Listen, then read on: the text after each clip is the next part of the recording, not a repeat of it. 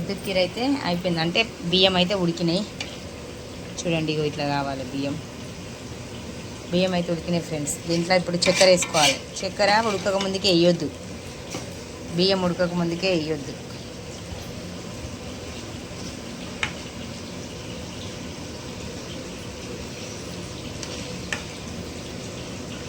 అంటే తగినంత తీసుకోవాలి. బియ్యం అయితే ఉడికింది ఫ్రెండ్స్ చూడండి.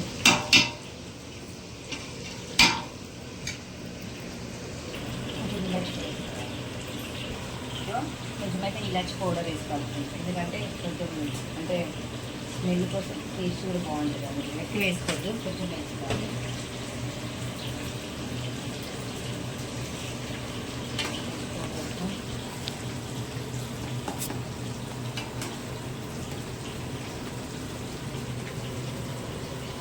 కలర్ వేసుకోవాలి. ఉప్పు ఇక్కడ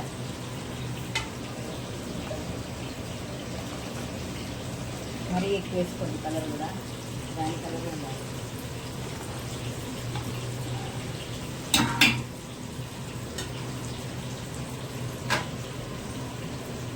తగినంత చక్కెర కూడా వేసుకోవాలి ఫ్రెండ్స్.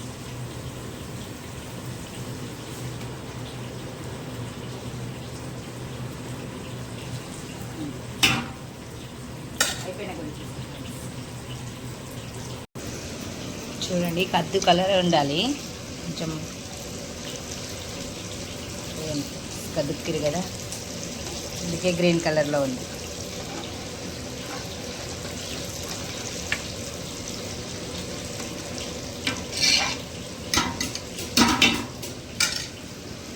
ఇంకా దీంట్లో కద్దు పడుతుంది, కద్దు ఒకటి వేయాలి, వేసేటప్పుడు చూపిస్తాను. కద్దు అయితే వేసేసిన ఫ్రెండ్స్ దీంట్లో. ఇగో కద్దు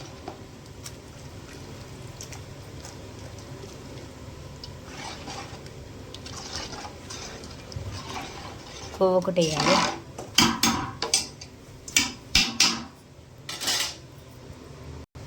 ఇంకో కోవ అంటే దానికి తగినంత వేసుకోవాలి. కోవ వేసుకుంటే మంచి టేస్ట్ కూడా వస్తుంది, బాగుంటుంది. దానికోసమని కోవ.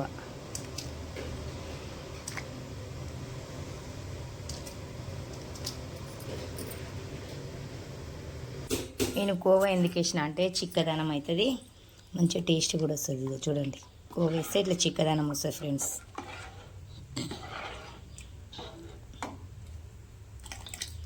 అంటే ఇంకా కరగలే కోవా, కరగాలి. కరిగినాక నెయ్యి పలుకులు వేసుకుంటే కద్దుకీర రెడీ.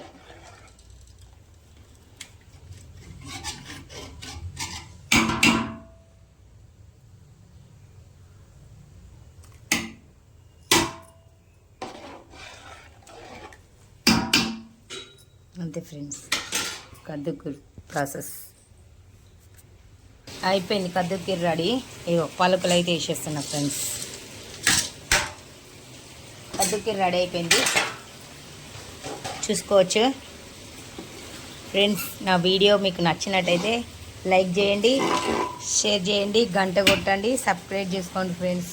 మీ సపోర్ట్ ఇంకా కావాలని కోరుకుంటున్నా friends. Thank you, bye friends. ఈరోజు అయితే కద్దుకీర చేస్తున్నాం. పాలు,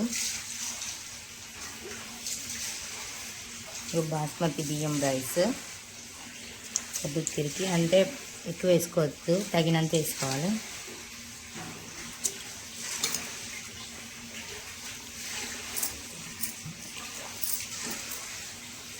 ఉడకబెట్టిన కద్దు.